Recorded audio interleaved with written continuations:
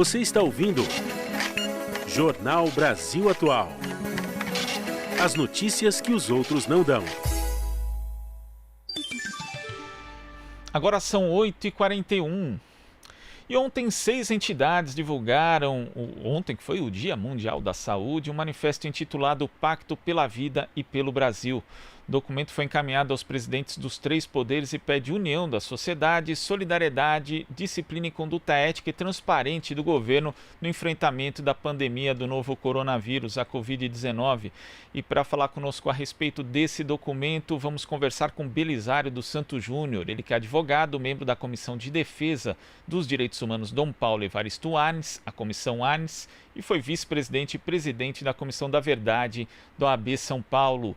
Bom dia, Belisário. Alô, Belisário? Acho que temos um problema aqui. Vamos ter que refazer a ligação. Estávamos falando justamente do manifesto intitulado Pacto pela Vida e pelo Brasil, que é um documento que reconhece que o país vive uma grave crise sanitária, econômica, social e política e que exige de todos, especialmente de governantes representantes do povo, o exercício de uma cidadania guiada pelos princípios da solidariedade e da dignidade humana. Um dos trechos aqui do manifesto, a gente lê, diz o seguinte: o momento que estamos enfrentando clama pela união de toda a sociedade brasileira, para a qual nos dirigimos aqui. O desafio é imenso, a humanidade está sendo colocada à prova, a vida humana está em risco, diz um trecho. Inclusive, a gente tem aqui algumas medidas que são elencadas, no documento que deveriam ser tomadas aí pelo poder público. E a gente faz contato agora, refizemos o contato com Belisário dos Santos Júnior. Bom dia, Belisário.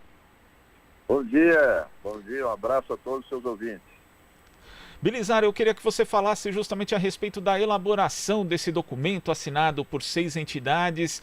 Como que surgiu a ideia e qual a importância dele neste momento de pandemia no Brasil?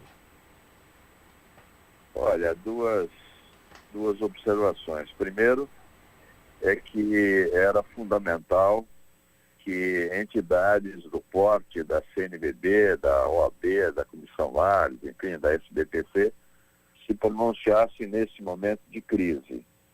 Isso era a primeira coisa. A segunda coisa é a constatação de que a OMS, as recomendações da OMS, não estavam necessariamente servindo de orientação para o governo, estavam servindo a uma disputa do governo, não só até do brasileiro, do americano também.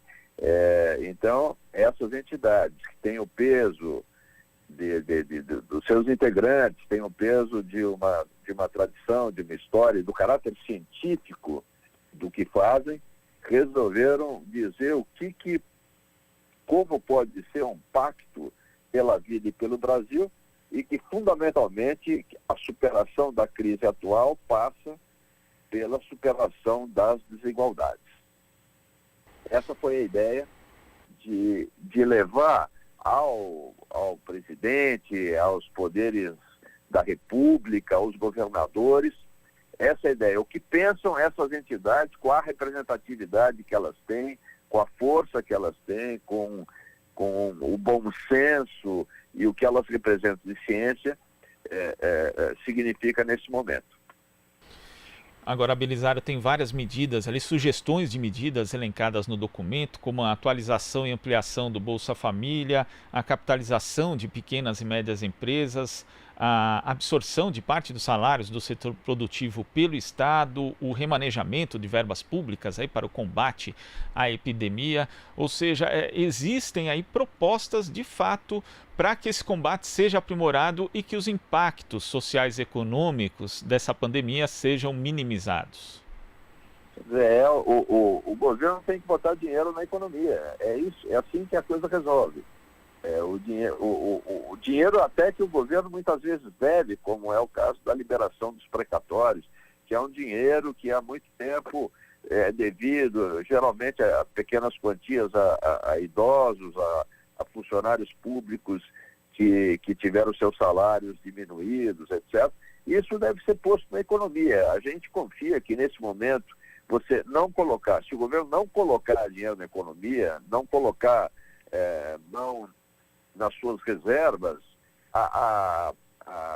o dilema que se coloca para o cidadão é romper o distanciamento social e tentar obter recursos, né? Ou pior, né? Em alguns lugares teme-se até ações mais fortes e menos legais de quem tem fome, de quem precisa dos recursos para manter a própria família. Belisário, a gente vai agora à participação da Marilu Cabanhas. Oi, Marilu. Olá, Glauco. Olá, Belisário. Prazer em falar com você. Belisário, a questão que eu coloco para você é a seguinte: nós ouvimos hoje o economista Márcio Postman, ele disse que é necessário um comando, né, que articulasse aí todo esse momento, né, de calamidade pública, articulasse medidas, né, que o momento exige, né, inclusive uma coordenação cooperada, né. A gente viu esse documento onde a Comissão Arnes assinou, juntamente com a CNBB, a OAB, entre outras entidades. Então, é um passo importante essa união dessas entidades para que se congregue ações, inclusive, nesse sentido, né, de cooperação. E nesse documento, que chamou a atenção também, foi de que vocês colocam, né, que é preciso entrar em cena no Brasil o coro dos lúcidos, né, guiados por escolhas científicas, políticas, modelos sociais que coloquem o mundo e a nossa sociedade em tempo de fato novo. Né? Como articular isso, Belisário? Esse é um passo importante que vocês estão fazendo? Que vocês estão dando? Olha, eu acho que é um passo fundamental da sociedade civil. A sociedade civil, de certa forma, ela convoca o governo, ela pede, ela exige do governo que se posicione em relação a temas que a sociedade já está dando demonstrações. A solidariedade, a defesa da dignidade, o isolamento, o distanciamento social que a sociedade está se impondo, porque isso entre nós ainda não é uma determinação, é uma forte recomendação, mas não é uma determinação, mas a sociedade está se impondo isso. Então, o que a gente verifica é que é preciso mais transparência das políticas de governo, e isso agora tem que entrar nos eixos de uma liderança lúcida, não só de uma pessoa, mas de todas essas que ocupam cargos, o que a gente, de certa forma, está vendo no Congresso. O Congresso, com todos os defeitos que possa ter, está avançando, está dando respostas, não é? Quer dizer, o Congresso votou rapidissimamente uma medida, o governo federal demorou 48 horas para aprovar a renda e está demorando outros 15 dias para o dinheiro chegar na ponta. Vai chegar, a gente está vendo o esforço, vai chegar, mas significa que não estava preparado. Então, agora é a hora de reagir de todas as formas possíveis, esquece déficit controle fiscal, põe dinheiro na economia de todas as formas. Nós citamos algumas. Seguramente eles devem ter no seu cardápio outras medidas que podem ser utilizadas para que o dinheiro entre sem que as pessoas tenham que sair correndo atrás. E essa história dessa dicotomia entre trabalhadores não podem ficar em casa, empresários têm que ir produzir, isso nesse momento é o governo que tem que dar estímulos e nós, aqueles que podemos, que não estamos nos setores essenciais, que não estamos na ponta dos hospitais, nós temos que ficar em casa, mas temos que ter a garantia de satisfazer as necessidades básicas. Você veja, Marilu, é um prazer falar com você, Glauco. Vocês vejam que as pesquisas indicam que a classe média está preocupadíssima com o dia de amanhã. Imagina os pobres, aqueles despossuídos que não têm nada. Quer dizer, eles estão vendo, se isso não vier, e deverá vir por 3 meses, mas isso deverá ser renovado, porque não acredito que em 3 meses esteja tudo resolvido. Sem isso, não haverá futuro no Brasil.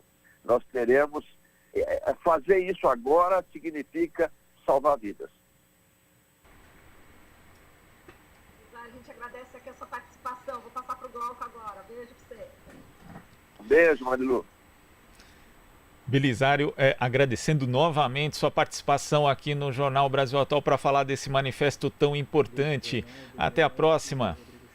Um abraço, Glauco, a todos os seus ouvintes. Abraço. Conversamos aqui com o advogado, membro da Comissão de Defesa dos Direitos Humanos, Dom Paulo Evaristo Arnes, a Comissão Arnes, Belisário dos Santos Júnior.